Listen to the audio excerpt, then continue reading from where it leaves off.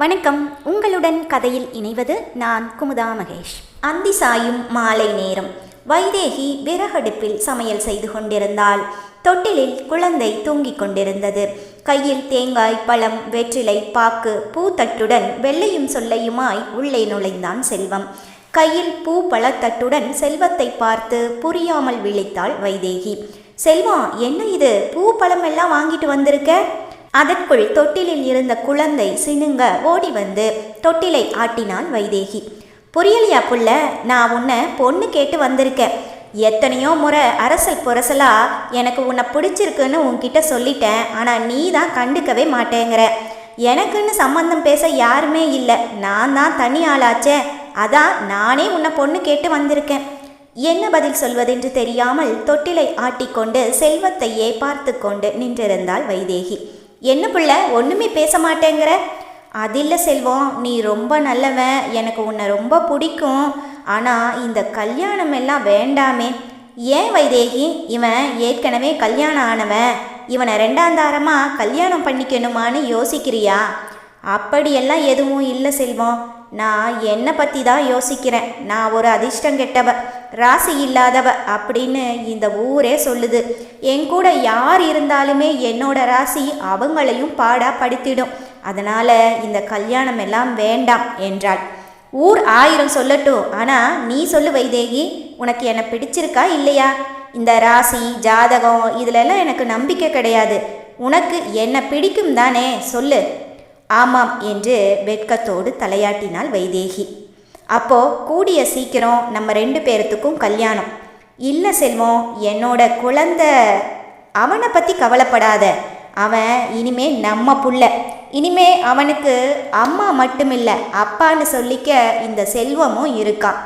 இப்போ உனக்கு சந்தோஷமா என்றான். வைதேகி சந்தோஷமாக தலையாட்டினாள்.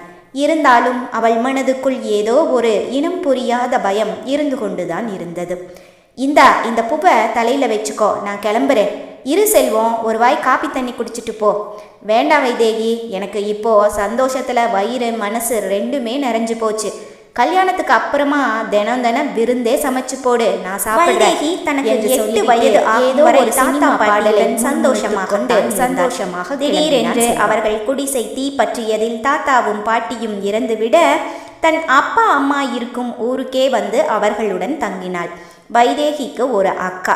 அடுத்த சில வருடங்களில் வைதேகியின் அப்பாவும் அம்மாவும் ஊரில் பரவிய வைரஸ் காய்ச்சலால் பாதிக்கப்பட்டு இறந்துவிட்டார்கள்.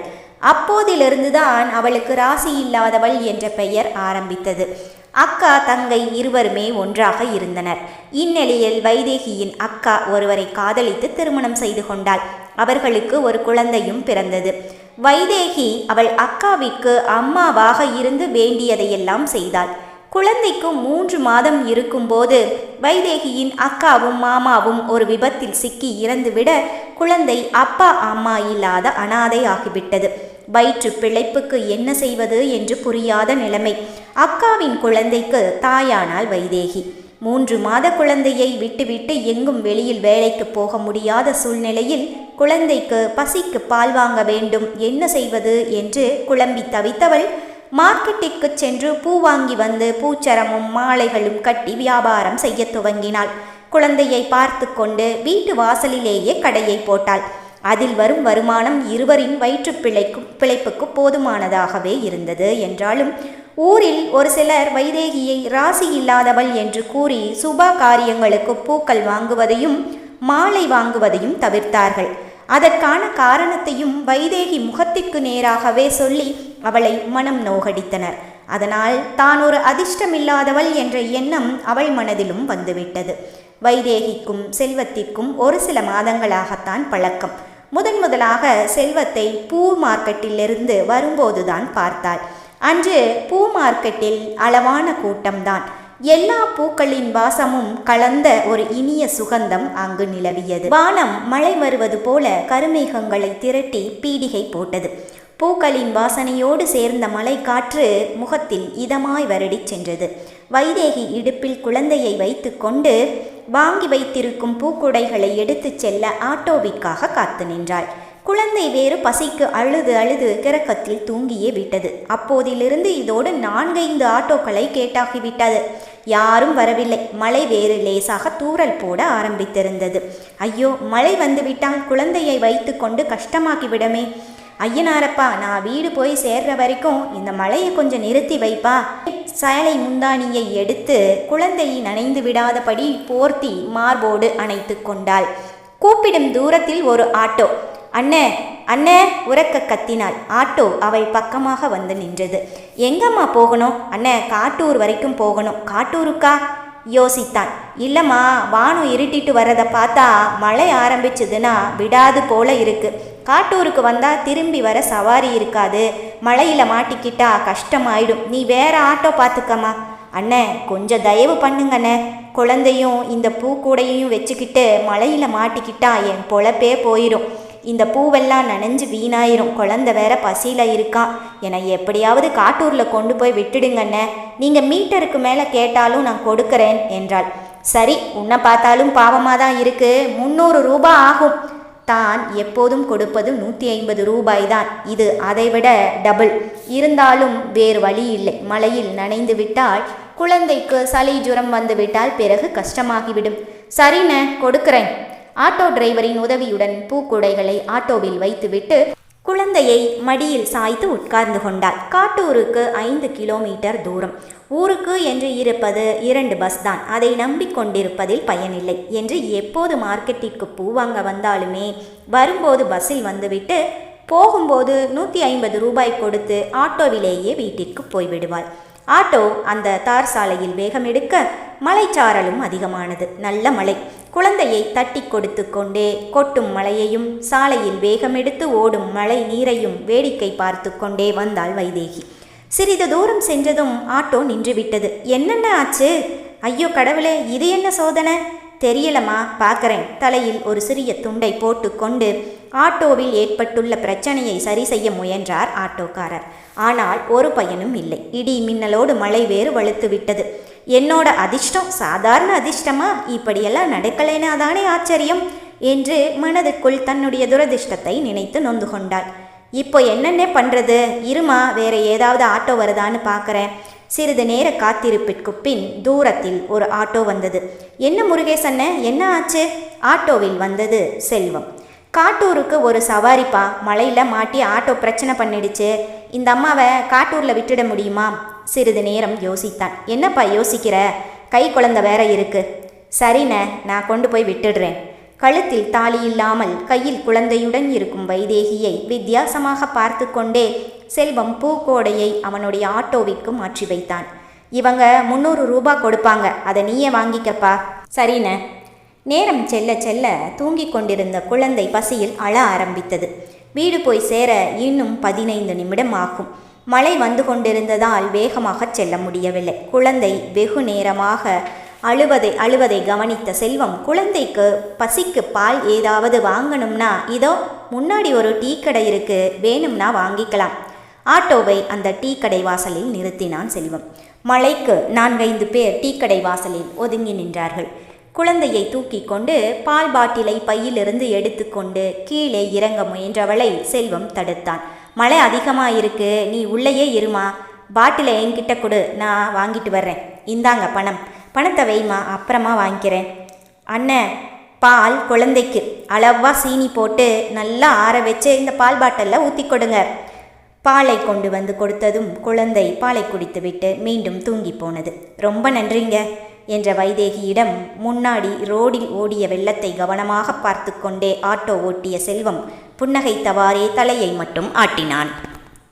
வீடு வந்து சேர்ந்தார். ரொம்ப நன்றிங்க, நல்ல நேரத்தில் வந்து உதவி பண்ணினீங்க. எத்தனை தடவை தான் நன்றி சொல்லிக்கிட்டே இருப்ப? பணத்தை கொடுமா, இருட்டுறதுக்குள்ளே நான் கிளம்பணும்.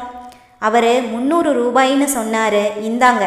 இல்லை மீட்டர் 150 தான் காட்டுது, 150 கொடு போதும்.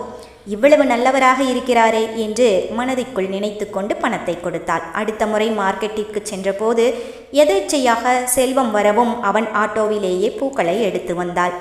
இந்தா, இது என்னோட ஃபோன் நம்பர். எப்போவுமே இங்கே தான் பூ மார்க்கெட் பக்கமாக தான் இருப்பேன். ஆட்டோ தேவைப்பட்டால் ஃபோன் பண்ணு என்று சொல்லி சென்றான் செல்வம். அன்றிலிருந்து இருவருக்கும் பழக்கம் ஏற்பட்டது. வைதேகி தன் வாழ்க்கையை பற்றியும் தன் அக்கா மாமா இறந்த பிறகு குழந்தையை தானே வளர்த்து வருவதை பற்றியும் செல்வத்திடம் கூறினாள். அதானே, கழுத்தில் தாலி இல்லை, காலில் மெட்டி இல்லை, பின்ன எப்படி கையில் குழந்தைன்னு எனக்கு குழப்பமாகவே இருந்துச்சு. குழந்தை அக்கா குழந்தையா? அப்போ உனக்கு இன்னும் கல்யாணமாகலையா என்று சந்தோஷத்துடன் கேட்டான் செல்வம். உங்களுக்கு என்றாள் வைதேகி. எனக்கு 2 வருஷத்துக்கு முன்னாடியே கல்யாணம் ஆயிடுச்சு. ஆனால் அவள் வேற ஒருத்தனை காதலிச்சு அது தெரியாமல் எனக்கு கல்யாணம் கட்டி வச்சுட்டாங்க. 1 மாதம் என்னோட குடித்தனம் நடத்தியிருப்பா. திடீர்னு ஒரு நாள் நான் என் காதலனுடன் வாழ போகிறேன்னு கடிதாசி எழுதி வச்சுட்டு போயிட்டா. இப்படி ஒரு சூழ்நிலையில்தான் செல்வம் வைதேகியை திருமணம் செய்து கொள்ள ஆசைப்பட்டு தேங்காய் பழம் பூ என்று தட்டுடன் வந்து வைதேகியின் சம்மதத்தை பெற்று போயிருக்கிறான். அதே மாதத்தில் ஒரு வளர்பிறை சுபமுகூர்த்த நாளில் பொன்னியம்மன் கோயிலில் வைத்து வைதேகிக்கு தாலி கட்டினான் செல்வம். வைதேகிக்கு மனது முழுவதும் சந்தோஷம். செல்வம் மிகவும் நல்லவன். குழந்தையை தான் பெற்ற பிள்ளையைப் போல் அன்பாக கவனித்துக் கொள்வான். இத்தனை நாள் கஷ்டப்பட்ட அவள் வாழ்க்கையில் இனிமேல் தான் சந்தோஷம் வரப்போகிறது என்று மகிழ்ச்சியில் இருந்தாள். திருமணம் முடிந்த அன்று இரவு செல்வம் வைதேகியின் முதலிரவு. அந்த சிறிய வீட்டில் இருந்த அறையில் ஏற்பாடு செய்யப்பட்டிருந்தது. கட்டில் பூக்களால் அலங்கரிக்கப்பட்டு இருந்தது. வைதேகி குழந்தைக்கு வயிற்றை நிறைத்து தொட்டிலில் போட்டாள். இதோ பாருடா கண்ணா, நல்லா தூங்கணும். இப்போ தூங்கினா காலையில தான் எழுந்திருக்கணும், சரியா என்று பேசியபடி குழந்தையை தூங்க வைத்தாள். திருமணம் முடிந்ததும் அன்று மாலை வரை வீட்டில் இருந்த செல்வம் ஏதோ ஒரு முக்கியமான சவாரி இருக்கிறது, முடித்து கொண்டு 1 மணி நேரத்தில் வந்து விடுகிறேன் என்று சொல்லிச் சென்றான். மணி 10 ஆகிவிட்டது. ஃபோன் செய்து பார்த்தாள். ஃபோன் ஸ்விட்ச் ஆஃப் ஆகி இருந்தது. ஏன் இன்னும் வரவில்லை? பதட்டமாக இருந்தது அவளுக்கு. செல்வத்தின் வருகைக்காக வாசலிலேயே காத்திருந்தாள். அடுத்த 1 மணி நேரத்தில் ஏதோ ஒரு தெரியாத எண்ணிலிருந்து ஃபோன் வந்தது. செல்வம் வீடுங்களா? ஆமாம், நீங்கள் யார்? நாங்கள் ஜெயம் ஹாஸ்பிட்டல்ல இருந்து பேசுகிறோம். உங்கள் வீட்டுக்காரரும் வந்த ஆட்டோவும் லாரியும் மோதி ஆக்சிடெண்ட் ஆயிருச்சு. இப்போவே கிளம்பி ஆஸ்பத்திரிக்கு வாங்கம்மா. ஹலோ, அவருக்கு என்ன ஆச்சு? இப்போ செல்வம் எப்படி இருக்காரு? மறுமுனையில் பதில் இல்லை. ஃபோன் வைக்கப்பட்டிருந்தது. நான் ஒரு அதிர்ஷ்டங்கெட்டவள் தான் என்று தலையில் அடித்து கொண்டு அழுதாள். தான் துரதிர்ஷ்டசாலி செல்வத்தை கல்யாணம் பண்ணி இப்போ அது உயிருக்கும் ஆபத்து. ஊர்க்காரங்க சொல்றது சரிதான். அழுது கொண்டே தூங்கும் குழந்தையை எடுத்து தோளில் போட்டுக்கொண்டு வீட்டில் இருந்த பணத்தையும் சில்லறை காசுகளையும் பொறுக்கி எடுத்துக்கொண்டு பஸ் பிடித்து ஆஸ்பத்திரியை அடைந்தாள். இங்கே செல்வம், அந்த ஆக்சிடெண்ட் கேஸா? ஐசியூவில் இருக்காரு, போய் பாருங்க. ஆஸ்பத்திரி செலவு, மருந்து, மாத்திரை என்று சேர்த்து வைத்திருந்த பணத்தை எல்லாம் செலவு செய்தாள். பற்றாக்குறைக்கு செல்வம் கட்டிய 2 பவுன் தாலியையும் விற்று ஆஸ்பத்திரிக்கு செலவு செய்தாள். செல்வத்தின் தலையில் இரத்தக்கட்டி இருப்பதாகவும் அதை ஆபரேஷன் செய்ய 50,000 செலவு ஆகும் என்றும் கூறினார்கள். 1 வாரம் ஆஸ்பத்திரியில் இருந்த செல்வத்தை டிஸ்சார்ஜ் செய்து வீட்டிற்கு கூட்டி வந்தாள் வைதேகி. சந்தோஷமாக ஓடிக்கொண்டிருந்தவன் என் கழுத்தில் தாலி கட்டிய பிறகு படுத்த படுக்கையாகிவிட்டான். மனதிற்குள் வலித்தது வைதேகிக்கு. அவர் பழைய மாதிரி எழுந்து நடமாடணும்னா அவருக்கு ஆப்ரேஷன் செய்யணும். பணத்தை எவ்வளவு சீக்கிரம் ரெடி பண்ண முடியுமோ பண்ணிட்டு வந்து ஆப்ரேஷன் பண்ணிடுங்க என்று சொல்லி அனுப்பியிருந்தார் மருத்துவர். அவ்வளவு பெரிய தொகையை திரட்டுவது என்பது வைதேகியால் முடியாத காரியம்தான். பூக்கடை வியாபாரத்தில் சாப்பாட்டு செலவு போக 10-100 மீதமாகும். அதுவும் இப்போதெல்லாம் பூ வியாபாரமும் சரியாக நடப்பதில்லை. வைதேகி அதிர்ஷ்டமில்லாதவள் என்று கூறி சாமிக்கு, கோயிலுக்கு, திருமணம் போன்ற சுப நிகழ்வுகளுக்கு என்று தெரிந்தவர்கள் யாரும் இவளிடம் பூ வாங்க வருவதில்லை. செல்வத்திற்கும் வைதேகிக்கும் திருமணம் முடிந்து அவன் உயிருக்கு போராடி கொண்டிருக்கிறான் என்ற செய்தி ஊருக்குள் பரவியதால் பூ வாங்க வந்து கொண்டு இருந்த 1-2 பெண்களும் வருவதில்லை.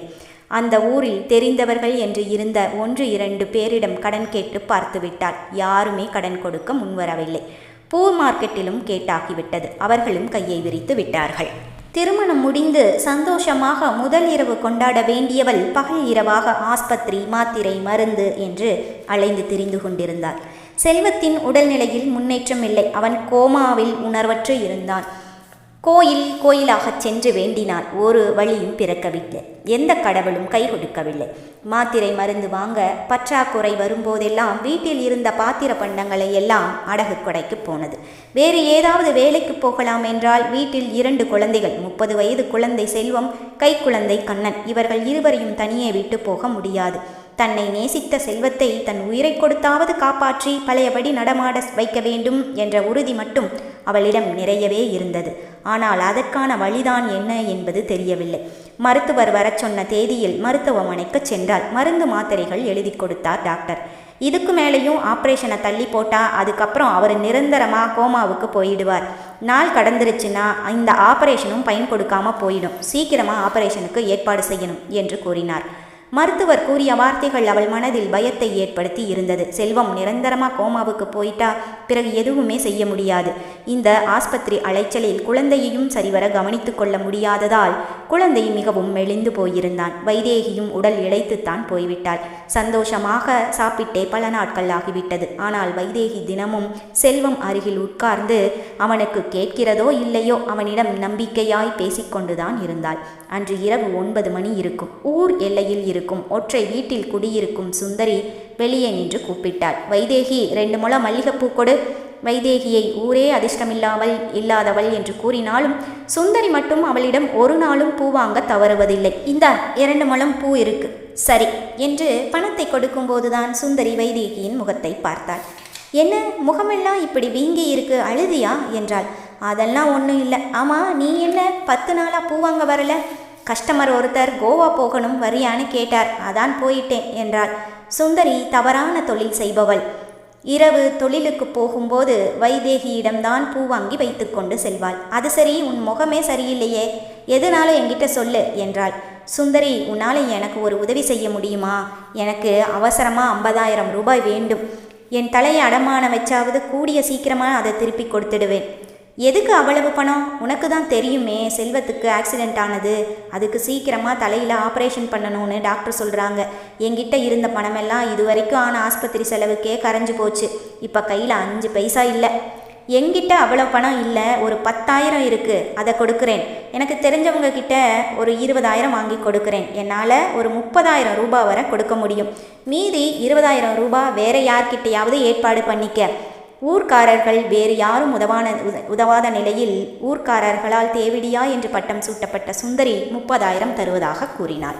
சுந்தரி உண்மையில் நல்ல குடும்பத்தில் பிறந்தவள்தான். காதலன் என்று ஒருவனை நம்பி திருமணம் செய்து கொள்ளும் ஆசையில் வீட்டை விட்டு அவனுடன் ஓடினாள். இந்த விஷயம் தெரிந்த அவளுக்கு ஒரே உறவான அம்மா தூக்கிட்டு தற்கொலை செய்து கொண்டாள். நம்பிச் சென்றவன் தாலி கட்டாமலேயே அவளுடன் ஒரு நாள் வாழ்ந்துவிட்டு அவளை வேறு ஒருவனுக்கு விற்றுவிட்டு சென்று விட்டான். அப்போதுதான் இந்த தொழிலுக்குள் வலுக்கட்டாயமாக தள்ளப்பட்டாள் சுந்தரி. இப்போது கொஞ்சம் ஆறுதலாக இருந்தது வைதேகிக்கு. ஒரு புது நம்பிக்கையும் பிறந்தது. சரி, 20,000 எப்படியோ கஷ்டப்பட்டு நான் ஏற்பாடு செஞ்சுக்கிறேன். 30,000 ரூபாய் எப்போ கிடைக்கும்? நாளைக்கே கொண்டு வந்து கொடுக்கிறேன் என்றாள் சுந்தரி. அவள் கூறியது போலவே அடுத்த நாள் இரவு அவள் தொழிலுக்கு போவதற்கு முன்பாக வைதேகியிடம் மல்லிகைப்பூ வாங்கி கொண்டு ரூ. 30,000 கொடுத்தாள். ரொம்ப நன்றி. பரவாயில்ல விடு. ஆமாம், மீத பணம் 20,000 கிடைச்சிதா? இல்லை, 2-3 இடத்துல சொல்லி கேட்டிருக்கேன். எப்படியும் இன்னும் 2-1 நாளில் கிடைச்சிடும். சரி, நேரமாச்சு, நான் கிளம்புறேன். அடுத்து 4 நாட்கள் ஓடியது. வைதேகியால் ஒரு 1000 ரூபாய் கூட புரட்ட முடியவில்லை. அவளை நம்பி பணம் கொடுக்க யாருமே முன்வரவில்லை.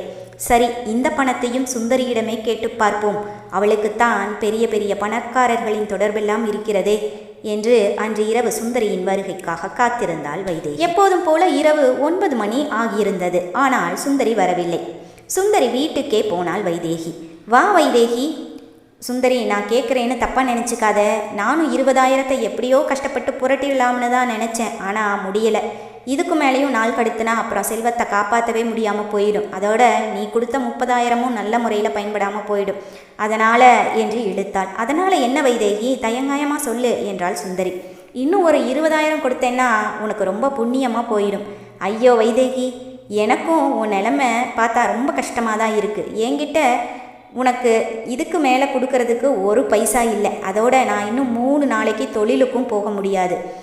அங்கேயே தலையில் கை வைத்து கண்களில் கண்ணீருடன் உட்கார்ந்து விட்டாள் வைதேகி. என்னோட நிலைமை யாருக்கும் வரக்கூடாது. செல்வம் ஒரு பக்கம் படுத்த படுக்கையாக இருக்குது. அதோட நேத்துல இருந்து குழந்தைக்கு வேற விட்டு விட்டு ஜுரம். குழந்தைக்கு மருந்து வாங்க கூட காசு இல்லை. பேசாமல் செத்து போயிடலாமான்னு இருக்கு என்றாள். வைதேகி அவளுக்கு எப்படி ஆறுதல் கூறுவது என்று தெரியாமல் அவளையே பார்த்து கொண்டிருந்தாள் சுந்தரி. அழாத புள்ள, நம்மளை மாதிரி அன்னாடங்காட்சிகளுக்கு கஷ்டம் வர்றது என்ன புதுசா? இதுக்கு மேலே உனக்கு எப்படி உதவுறதுன்னு எனக்கு தெரியலை. ஆனால் ஒரு வழி இருக்குது. அதை சொன்னால் நீ எப்படி எடுத்துக்குவேன்னு தெரியலை. உன் புருஷனுக்கும் உடம்பு சரியில்லை. உன் பிள்ளையும் இப்போ காய்ச்சலில் இருக்குது. அதனால் நீ மனசு வச்சா உனக்கு நாளைக்கே 20,000 என்ன, அதுக்கு மேலேயும் கிடைக்கும். ஆனால் அதுக்கு நீ நீ என்று அதற்கு மேல் சொல்ல வாய் வராமல் தடுமாறினாள் சுந்தரி. எதுனாலும் தயங்காமல் சொல்லு சுந்தரி, நான் செய்யறேன். எனக்கு செல்வத்தை எப்படியாவது மீட்டு கொண்டு வரணும். அதுக்கு பணம் வேணும். பணம் கண்டிப்பாக கிடைக்கும் வைதேகி. அதுக்கு நீ மெழுகா உருகணும். புரியலையா? நீ உன்னையே கொடுக்கணும். இது பெரிய தப்பு தான். ஆனால் எனக்கு இதை விட வேற வழி ஒன்றும் தெரியலை. ஒரு ராத்திரிக்கு மனசை கல்லாக்கி உடலை மரக்கட்டையாக்கினேன்னா உன் பிரச்சனைக்கு ஒரு வழி கிடைச்சிடும். இப்போ தான் எனக்கு ஃபோன் வந்துச்சு, பெரிய இடமா. என்னால் இன்னும் 3 நாளைக்கு தொழிலுக்கு போக முடியாது. இல்லைன்னா நானே உனக்கு பணத்தை கொண்டு வந்து கொடுத்துருப்பேன். முள்ளங்கி 10 மாதிரி சொலையா 25,000 கிடைக்கும். ஒரே நாளில் கிடைச்சிடும். நான் ஏதோ உன்னை தப்பு செய்ய சொல்ல தூண்டுறதா நினைக்க வேண்டாம். வீட்டுக்கு போய் நல்லா யோசிச்சு பாரு. சம்மதம்னா 10 மணிக்கு ரெடியாக இரு. கார் வரும். காலையில் 5 மணிக்கெல்லாம் வீட்டில் கொண்டு வந்து விட்டுடுவாங்க. சுந்தரி கேட்டது அதிர்ச்சியாகத்தான் இருந்தது வைதேகிக்கு. என்ன சொல்வதென்றே புரியவில்லை. வைதேகி தவியாய் தவித்தாள்.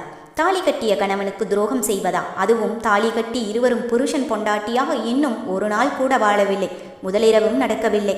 கணவனுடன் நடக்க வேண்டிய முதலிரவு வேறு யாரோ முன்பின் தெரியாதவனுடனா?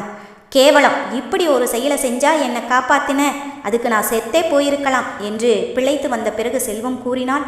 ஒரு பக்கம் செல்வத்தை பழைய மாதிரி பார்க்க வேண்டும் என்ற ஆசை, இன்னொரு பக்கம் இந்த செயலை செய்ய மனம் ஒப்ப மறுக்கிறது. இந்த வைதேகி, இதில் 200 ரூபாய் இருக்குது. முதல்ல குழந்தைய காய்ச்சலுக்கு இருக்குன்னு சொன்னியே, ஆஸ்பத்திரிக்கு கூட்டிகிட்டு போயிட்டு வா. பணத்தை வாங்கி கொண்டு நேராக பொன்னியம்மன் கோயிலுக்கு சென்று தூணில் சாய்ந்து வெகு நேரம் உட்கார்ந்திருந்தாள். பூசாரி, சாமி கிட்ட பூ கேட்கணும். இந்தாம்மா, இதில் வெள்ளைப்பூவும் சிவப்பு பூவும் இருக்குது. நீ மனசில் என்ன கேட்கணுமோ சாமி கிட்ட வேண்டிக்க என்று சொன்ன பூசாரி ஒரு சிறு குழந்தையை கூப்பிட்டு பூவை எடுக்கச் சொன்னார். சிவப்பு கலர் பூ வந்தது. நீ வேண்டின பூவே வந்திருக்கு, நீ நினச்சது நடக்கும் என்றார் பூசாரி. அங்கிருந்தே சுந்தரிக்கு ஃபோன் செய்தாள். நான் ராத்திரிக்கு வர்றேன்னு சொல்லிடு சுந்தரி என்றாள். பிறகு குழந்தையை மருத்துவரிடம் காட்டி மருந்து வாங்கி வந்தாள். அன்று இரவு செல்வத்திற்கும் குழந்தைக்கும் உணவை கொடுத்துவிட்டு இருவருக்கும் மருந்து கொடுத்தாள். காய்ச்சல் அசத்தியில் மருந்து குடித்தவுடன் குழந்தை நன்றாக தூங்கிவிட்டான். செல்வத்தின் நெஞ்சில் முகம் புதைத்து அழுதாள் வைதேகி. அவனிடம் எல்லாவற்றையும் வாய்விட்டு கூறி அழுதாள். என்னை மன்னிச்சிடு செல்வம், நீ நல்லபடியாக எழுந்திருச்சு நடந்தேனா போதும். பிறகு நான் உன்னை விட்டு ஒதுங்கிடுவேன். கலங்கப்பட்டனா இனிமே உனக்கு தகுதியானவ இல்லை. ஆனால் இந்த முறை என்னோட துரதிர்ஷ்டம் ஜெயிக்க நான் விடவே மாட்டேன் என்று மனதை கல்லாக்கி கொண்டு விறுவிறுவென்று நடந்து சென்று தெருமுனையில் நின்றிருந்த காரில் ஏறினாள். அன்று எங்கோ ஒரு மூலையில் யாரோ ஒரு முகம் தெரியாத பெண் பித்தனுடன் வைதேகியின் முதலிரவு நடந்தது. இரவோடு இரவாக யாரோ ஒருவனுக்கு இரையானாள் வைதேகி. தினம் தினம் இதுபோல் எத்தனையோ மானிட கூத்துக்கள் நடக்கட்டும் என்பது போல எதையும் கண்டுகொள்ளாமல் சூரியன் உதிக்கத் தொடங்கினான். கார் தெருமுனை வரை வந்து அவளை விட்டு சென்றது. காரிலிருந்து வைதேகி இறங்கினாள். கை நிறைய பணம், மனது நிறைய பாரம். உடல் அசதியில் நடக்க முடியவில்லை. உள்ளம் கொள்ளை கொண்டவனுக்கு கொடுக்க வேண்டிய உடலை யாரோ ஒருவனுக்கு பறிகொடுத்த வேதனையிலும் குற்ற உணர்விலும் உள்ளம் நடுங்க அடிமேல் அடிவெடித்து நடந்து கொண்டிருந்தாள். கையில் இருக்கும் பணத்தை பார்க்க பார்க்க அருவருப்பாக இருந்தது அவளுக்கு. வந்தவள் நேராக குளியலறைக்கு சென்று பச்சை தண்ணீரை தலைக்கு ஊற்றி குளித்துவிட்டு நடுங்கிக் கொண்டு வீட்டிற்குள் நுழைந்தாள். வீட்டு சூழ்நிலையை புரிந்து கொண்டது போல குழந்தை விழித்து தொட்டிலுக்குள்ளேயே கையையும் காலையும் ஆட்டி சிரித்து விளையாடி கொண்டிருந்தது. குழந்தையின் நெற்றியில் கை வைத்து பார்த்தாள். ஜுரம் இல்லை, குழந்தை சரியாகிவிட்டான். செல்வத்தின் காலடியில் வந்து நின்றாள். உயிரில்லாத ஜடமாய் படுத்திருந்த கணவனின் காலடியில் பணத்தை வைத்து அவன் கால்களை கட்டி கொண்டு கண்ணீரால் அபிஷேகம் செய்தாள். செல்வம், உனக்கு மட்டுமே சொந்தமான என்ன இன்னைக்கு யாரோ ஒருத்தன் என்று அதற்கு மேல் கூற முடியாமல் வாய்விட்டு ஓவென்று கதறி அழுதாள். கடவுள் என்ன மட்டும் இன்னும் எத்தனை நாளைக்கு இப்படி கண்ணீரோடையே வாழ வைப்பான்னு தெரியல என்று கதறி அழுதாள். உடல்நிலை செல்வத்திற்கு உடல்நிலை சரியானதும் நடந்ததை எல்லாம் ஒன்றுவிடாமல் சொல்லிவிட்டு அவனை விட்டு போய்விட வேண்டும். கரைப்பட்ட உடலோடு தினம் தினம் அவனிடம் உண்மையை மறைத்து உறவாடி வாழ முடியாது என்று நினைத்து மனதை திடப்படுத்தி கொண்டாள். அடுத்த நாளே செல்வத்தை மருத்துவமனையில் சேர்த்து ஆபரேஷனுக்கு வேண்டிய முழு பணத்தையும் கட்டினாள். ஆபரேஷனும் நடந்தது. வைதேகி வேண்டியது வீண் போகவில்லை. செல்வத்திற்கு நினைவு திரும்பியது. திருமணம் முடித்த நாளிலிருந்து கிட்டத்தட்ட 3 மாத காலங்கள் போராடி யமனின் பாசக்கயிற்றில் கட்டப்பட்ட தன் கணவனை அவள் உடலை விற்று மீட்டெடுத்து விட்டாள் வைதேகி. கண் விழித்த செல்வத்தை பார்த்தவுடன் சந்தோஷத்தில் அவனை கட்டியணைக்க கட்டிலருகே ஓடியவள் கைகள் நடுங்க அவனை தொடாமலேயே அப்படியே நின்று விட்டாள். அவளை குழப்பமாக பார்த்த செல்வம் வாவென்று கண்களாலேயே அழைத்தான். அவள் பக்கம் சென்றதும் செல்வம் வைதேகியின் கைகளை இறுக பற்றி கொண்டு கண்ணீர் விட்டான். அவள் நெற்றியில் முத்தம் வைத்தாள். ஆனால் வைதேகி பயந்து விலகினாள். ஒரு வாரம் ஆஸ்பத்திரியில் இருந்த பிறகு செல்வம் டிஸ்சார்ஜ் செய்யப்பட்டான். நாளுக்கு நாள் அவன் உடலில் நல்ல முன்னேற்றம். மெல்ல மெல்ல இயல்பு நிலைக்கு திரும்பிக் கொண்டிருந்தான். அன்று ஒரு நாள் செல்வம் அப்படி கேட்பான் என்று வைதேகி எதிர்பார்க்கவில்லை. ஆமா வைதேகி, இந்த 3 மாதம் ஆஸ்பத்திரி செலவு, ஆபரேஷன்னு நிறைய செலவு ஆகியிருக்குமே, பணத்தை எப்படி புரட்டுனே? வைதேகி என்ன சொல்வதென்று தெரியாமல் திகைத்தாள். எங்கேயாச்சும் கடன் வாங்கினியா? நீ ஒன்றும் பயப்படாத, இன்னும் 1 வாரத்தில் நான் ஆட்டோ ஓட்டலான்னு டாக்டர் சொல்லிட்டாரு. அடுத்த வாரத்தில் இருந்து பகலாக ஆட்டோ ஓட்டி எவ்வளவு கடன் இருந்தாலும் அடைச்சிடலாம். சுந்தரி கிட்ட கடன் வாங்கினேன் என்றாள். எந்த சுந்தரி? அந்த ஒத்த வீட்டு சுந்தரியா? அவகிட்டையா கடன் வாங்கினேன்? ஒருவித சங்கடத்துடன் ஆமாம் என்று தலையசைத்தாள் வைதேகி. ஊரில் எல்லார்கிட்டையும் கேட்டு பார்த்தேன், காலில் விழாத குறையா. ஆனால் யாருமே ₹1 கூட கொடுக்கல. சுந்தரி தான் பணம் கொடுத்தா. சரி, ஆபத்துக்கு பாவம் இல்லைன்னு நினச்சி வாங்கிட்டேன். தப்பாக இருந்தா என்னை மன்னிச்சிடு செல்வம். ஐயோ, மன்னிப்பெல்லாம் எதுக்கு? நீயும் தான் தனி ஆளாக என்ன செய்வ? குழந்தைய வச்சுக்கிட்டு என்னை காப்பாற்ற ரொம்ப கஷ்டப்பட்டுட்ட என்று ஆதரவாக அவள் கைகளை பற்றி கொண்டான். இப்போதே செல்வத்திடம் உண்மையை சொல்லிவிடலாம் என்று மனது துடித்தது. ஆனால் தொண்டைக்குழியில் இருந்த வார்த்தைகள் சிக்கிக்கொண்டு அதற்கு மேல் வர மறுத்தது. சரி, நேரமாச்சு, சீக்கிரமாக சாப்பிட்டுட்டு மாத்திரை போடணும். நான் போய் தோசை எடுத்துட்டு வரேன். இந்த கண்ணனோட பேசிட்டு இரு என்று குழந்தையை அவன் அருகில் உட்கார வைத்துவிட்டு சென்றாள். அடுத்த 10 நாட்களில் செல்வம் நன்றாக தேறியிருந்தான். உடல் மெலிந்திருந்த குழந்தையும் பூசினாற் போல எடை கூடியிருந்தது. ஆனால் வைதேகிதான் மனதில் இருந்த குழப்பத்தினாலும் குற்ற உணர்ச்சியாலும் நாளுக்கு நாள் நோய்வாய்ப்பட்டவள் போல மெலிந்து கொண்டே போனாள். எப்போதும் கேலியும் கிண்டலுமாய் பேசும் அவள் முகத்தில் சோகம் மட்டுமே நிறைந்திருந்தது. மனதில் அமைதி இல்லை. உன் தாலியை காப்பாத்துறதுக்காகவே இந்த தப்பை நீ செஞ்ச. எதுக்காக இப்படி உன்னை நீயே வருத்திக்கிற? நடந்ததை ஒரு கெட்ட கனவா நினைச்சு மறந்துட்டு செல்வத்தோட ஒரு புது வாழ்க்கையை ஆரம்பி என்று அவளுடைய உள்மனம் கூறியது. ஆனால் அவளுடைய மனசாட்சி அதற்கு ஒத்துக்கொள்ளவில்லை. நான் செல்வத்திற்கு செய்தது நம்பிக்கை துரோகம். இனிமேலும் தாமதிக்காமல் செல்வத்திடம் உண்மையை சொல்லிவிடுவதுதான் சரியாக இருக்கும். நான் உண்மையை கூறிய பிறகு செல்வம் என்ன முடிவெடுத்தாலும் அதை நான் மனதார ஏற்றுக்கொள்ளப் போகிறேன் என்று நினைத்து தன் முடிவில் உறுதியாக இருந்தாள். அன்று இரவு தன்னிடம் ஆசையாக நெருங்கிய செல்வத்தை இன்னும் 3 நாளைக்கு வேண்டாமே என்று சொல்லி சமாளித்தாள். இத்தனை நாள் கழித்து ஆசையாக நெருங்கிய செல்வத்திடம் பொய் சொல்ல வேண்டியதாயிற்றே என்று மனம் வேதனைப்பட்டாள் வைதேகி. செல்வத்திற்கும் அது ஏமாற்றமாகத்தான் இருந்தது. சரி வைதேகி, நாளைக்கு மத்தியானத்திலிருந்து அடுத்த 3 நாளைக்கு நான் ஊரில் இருக்க மாட்டேன். கல்யாண சவாரி இருக்கு, அதனால் அங்கேயே தங்க வேண்டியிருக்கும் என்று கூறினான். அடுத்த 3 நாட்களுக்கான துணிகளை எடுத்து வைத்து கொண்டு கிளம்பினான். அடுத்த நாள் பூ வாங்க வந்த சுந்தரி, ஏன் வைதேகி, உன் புருஷனுக்கு தான் ஆப்ரேஷன் முடிஞ்சு நல்லா இருச்சே, இன்னும் ஏன் என்னத்தையோ பறிகொடுத்த மாதிரி இருக்க? திரும்பவும் ஏதாவது பிரச்சனையா என்று கேட்டார். இல்லை, நான் அவர்கிட்ட நடந்த விஷயத்தை சொல்லி மன்னிப்பு கேட்கணும். இல்லைனா என்னோட மனசாட்சியே என்னை கொஞ்சம் கொஞ்சமாக கொன்னுடும். அதான் இதை பற்றி அவர்கிட்ட எப்படி சொல்கிறதுன்னு யோசிச்சுக்கிட்டு இருக்கேன். ஏன் சொல்லணும் வைதேகி? முடிஞ்சு போன விஷயத்தை திரும்பவும் ஏன் குத்தி கிழிக்கணும்? இந்த விஷயம் நம்ம 2 பேரை தவிர வேற யாருக்குமே தெரியாது. அதனால் இதை அப்படியே விட்டுடு. இல்லை சுந்தரி, நான் உண்மையை சொல்லணும். இல்லைன்னா அந்த குற்ற உணர்ச்சியே என்னை கொன்னுடும். ஒரே ஒரு முறையும் பொண்டாட்டிக்காக உரிமையில் செல்வம் என்கிட்ட நெருங்கி வரும்போதெல்லாம் எனக்கு நெருப்பு மேலே நிற்கிற மாதிரி இருக்கு. அப்போ செல்வத்துக்கு புரிகிற மாதிரி நானே எடுத்து சொல்கிறேன் என்றாள் சுந்தரி. ஐயோ, வேண்டவே வேண்டாம், அதுக்கிட்ட நானே பேசிக்கிறேன். சரி, சீக்கிரம் இந்த பிரச்சனைக்கு ஒரு முடிவு கட்டிடு. உன் புருஷனோட சந்தோஷமா இரு வைதேகி என்று சொல்லிவிட்டு சென்றாள் சுந்தரி. அடுத்த நாள் வைதேகி பூ வாங்க மார்க்கெட்டிற்கு சென்றிருந்தாள். அவள் வந்து பார்த்தபோது செல்வம் சவாரி முடிந்து வீட்டிற்கு வந்திருந்தான். அறை முழுவதும் பூக்களால் அலங்கரிக்கப்பட்டு இருந்தது. தட்டில் இனிப்பு பழங்களும் வைக்கப்பட்டு இருந்தது. குழந்தைக்கு விளையாட பொம்மைகள், பிஸ்கட் என்று நிறைய வாங்கி வந்திருந்தான். அலங்கரிக்கப்பட்ட அறையை பார்த்ததும் வைதேகிக்கு புரிந்துவிட்டது. அன்று 3 நாள் என்று சொல்லி தப்பித்தாகிவிட்டது. இன்று என்ன சொல்வது? வா வைதேகி, ரூமை பாத்தியா என்று அவள் கையை பிடித்து அழைத்து சென்று காட்டினான். வைதேகியோ செய்வதறியாது திகைத்து நின்றாள். அன்னைக்கு நம்ம முதலிரவு அன்னைக்குத்தானே நடக்கக்கூடாதது நடந்துருச்சு. நம்ம கெட்ட நேரம் முடிஞ்சு போச்சு. இனிமே நமக்கு எப்பவுமே சந்தோஷம்தான். இன்னைக்கு தான் நமக்கு முதலிரவு என்றான். சூரியன் அஸ்தமிக்க ஆரம்பித்தது. வைதேகி உள்ளுக்குள் நடுங்கிக் கொண்டே வெளியில் புன்னகைப்பது போல நடித்து கொண்டிருந்தாள்.